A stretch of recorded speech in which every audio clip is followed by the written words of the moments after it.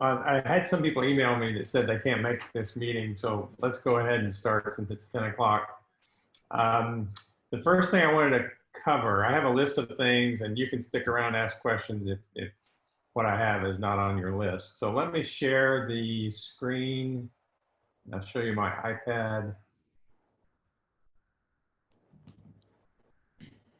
Okay. All right, so I know that some of you here in the meeting are still having a little trouble with the gearbox, and that you've been suffering through this, trying to get this Arduino working. I prepared some tips and hints for things that have gone wrong so far. So if you look on Canvas, there's a whole page where I give video hints of how to fix things, okay? So take a look at that and go through that process. And if you have questions, shoot me an email with what you're seeing with your project.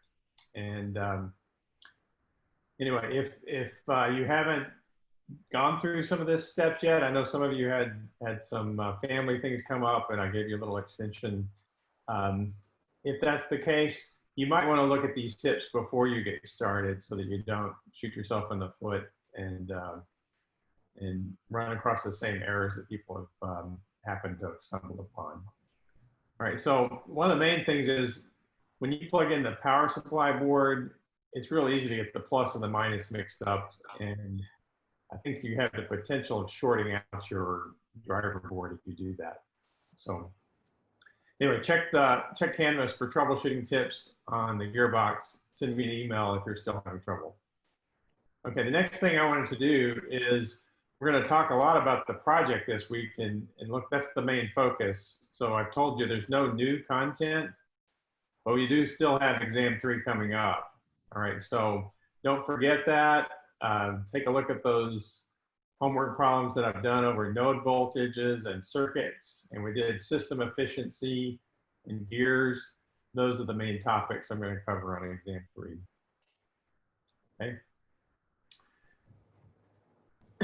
All right, so next, this is probably what you're freaking out about. I think if I was in the class, I would feel really nervous about the project. Is everybody sort of feeling that way? Okay, well, what I want you to do here is I want you to think prototype, okay? So you can make these things out of, you can make your launcher out of cups and popsicle sticks and tape and glue, or just whatever you have. You don't have to go through a big long construction process. So think scale it down. All right, I'm going to send out a video after our meeting here that shows you a few examples of what I'm thinking of.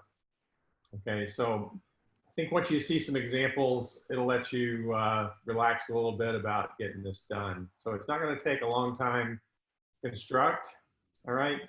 And you might be thinking as you put your project together, oh, is this good enough? Well, probably is, okay? I'm looking more of how we participate in the design process.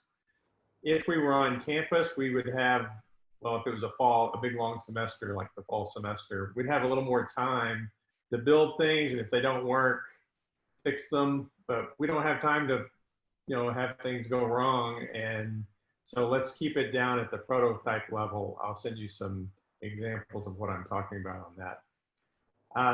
One of the project requirements is to use the Arduino in some fashion. And so what I have done here, let me get back to my video. Okay, I've set up a little Arduino project with a servo. Can you see that? All right, so the servo is the little blue thing that comes in, and it will actually, it has a little more, hang on, let me admit people. The advantage of a servo over a stepper motor is that it's a little easier to use, okay? And it basically, you'll just rotate something to a certain degree angle, okay? So I have this programmed with a remote, and so when I hit a certain number, it turns the servo a little bit. Let me see. You see how that's turning? Okay, so I'll give you the code for this. So if you think about it, this has some pretty good torque. It's a little more torque than the stepper motors, and you should be able to use that for like a launch mechanism. So you think of maybe putting a rubber band around the end of this, hitting the button, and it would let the rubber band go and launch something. Okay, so I just want to give you ideas of how you would do this. It doesn't have to be complicated. Another thing you might want to do is, let's say you wanted to launch things at different angles. You could use this servo to control the angle of something. You lift it to a certain angle and then fire from there. Are those ideas helpful? Okay, so I'll give you the code, and you can program this to go to different angles with different buttons on the remote. All right. So I know some of you are probably shell shocked from using the Arduino and it not working, but hopefully we've got all the bugs done from that. This circuit's easier to wire up, and you know, I'm hoping for the best on that. Okay. So what I want you to do, let me get back to my screen here. Okay, what I want you to do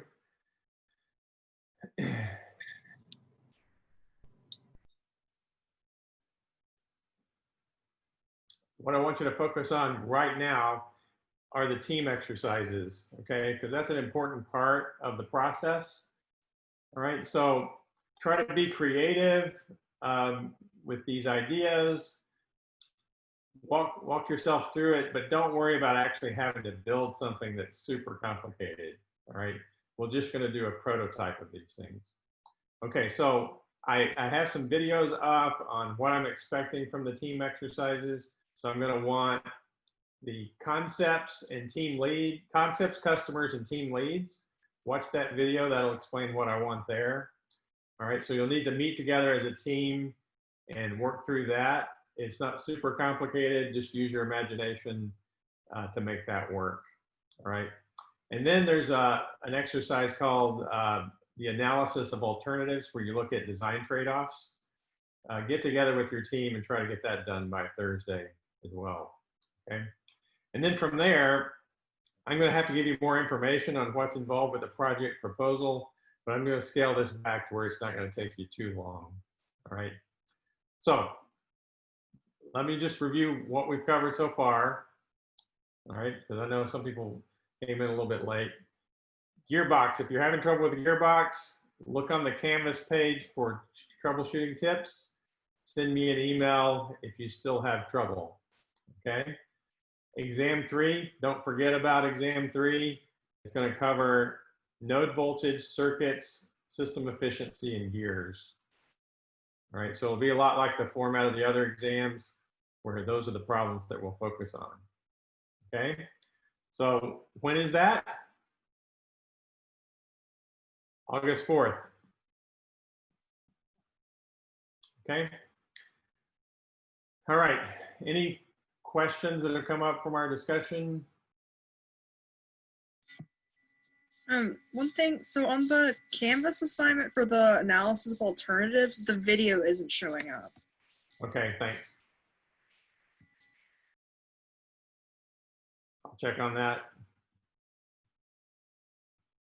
Anything else that you're seeing as problems? Okay. Well, I'm always available. Send me an email. I'll try to get back to you as soon as I can. And good luck getting the work done. So if anybody wants to hang around and ask questions, I'll be here for a while.